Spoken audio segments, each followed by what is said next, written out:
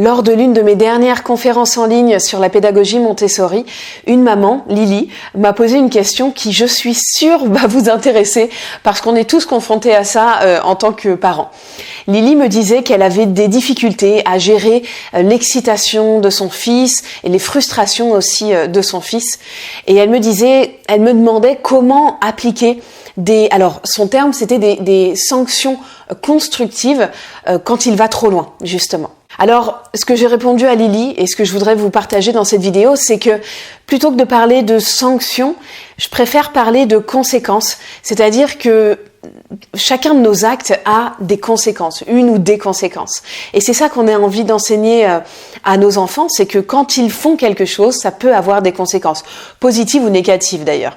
Mais donc qu'ils aient déjà cette conscience de ça et qu'ils assument les conséquences de leurs actes. À la différence d'une sanction ou d'une punition qui va être beaucoup plus parfois décorrélée de ce que l'enfant a fait. Par exemple, à l'école, quand on demande à un enfant d'écrire 100 fois une phrase, vous savez, maintenant ça se fait plus trop, je pense. Mais ça, typiquement, c'est quelque chose qui n'a pas de lien avec ce que l'enfant a fait. Et donc, pas de lien direct ou c'est pas une conséquence directe. C'est pas une conséquence naturelle ou logique. Dans la discipline positive, c'est un peu ces termes-là qu'on utilise. C'est une conséquence naturelle ou une conséquence logique. On va prendre deux exemples très concrets. Disons que notre enfant joue au ballon dans le salon et hop, il casse un objet, alors qu'on lui avait répété plusieurs fois de ne pas jouer dans le salon, etc. Il finit par casser un objet. La punition, ce serait de lui dire d'aller dans sa chambre, et voilà. Là, la conséquence, ça va être plutôt de le mettre à contribution, de lui dire, voilà, t'as fait ça, maintenant, il y a des conséquences. La conséquence, c'est qu'il faut réparer ton erreur. C'est une erreur, mais une erreur, c'est pas un gros mot. L'apprentissage par l'erreur, c'est la base de l'apprentissage selon Maria Montessori. Donc, n'ayons pas peur. Une erreur, c'est très important de faire des erreurs. C'est par ça qu'on grandit, c'est par ça qu'on apprend, aussi bien les enfants que les adultes d'ailleurs. Et du coup, voilà, c'est plutôt de demander à notre enfant qui a cassé un objet, de réparer, donc d'aller prendre ce qu'il faut pour ramasser. Alors, si c'est coupant, évidemment, on va faire en sorte de l'aider, de lui montrer, peut-être que lui il peut prendre les gros bouts si c'est un verre ou un vase, il peut prendre les gros morceaux de manière en faisant très attention et en les mettant dans la poubelle, et puis nous on s'occupe des petits bouts qui sont plus délicats, voilà. Mais tout en lui demandant d'être là, en lui montrant, il n'y a pas besoin de lui asséner je pense que si on le gronde ou qu'on le dispute, c'est ça qu'il va retenir. Alors que si on lui demande de réparer son erreur, c'est ça qu'il va retenir. C'est le fait qu'on peut réparer son erreur.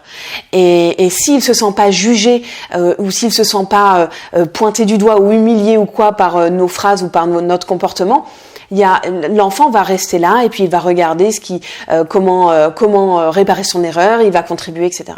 Et puis on peut prendre un deuxième exemple qui serait, mettons que notre enfant a tapé un autre enfant. Alors ça, voilà, il y a une impulsivité chez eux qu'ils ont besoin d'apprendre à canaliser, qui est tout à fait naturelle, qui vont devoir petit à petit apprivoiser en utilisant des mots, avec la maturité aussi cérébrale qui va les faire grandir petit à petit. Donc si notre enfant a tapé un autre enfant, effectivement ce qu'on peut faire, pareil, c'est toujours dans cette logique de conséquence, c'est de s'excuser. Mais pas d'imposer à l'enfant de s'excuser en disant « dis pardon ».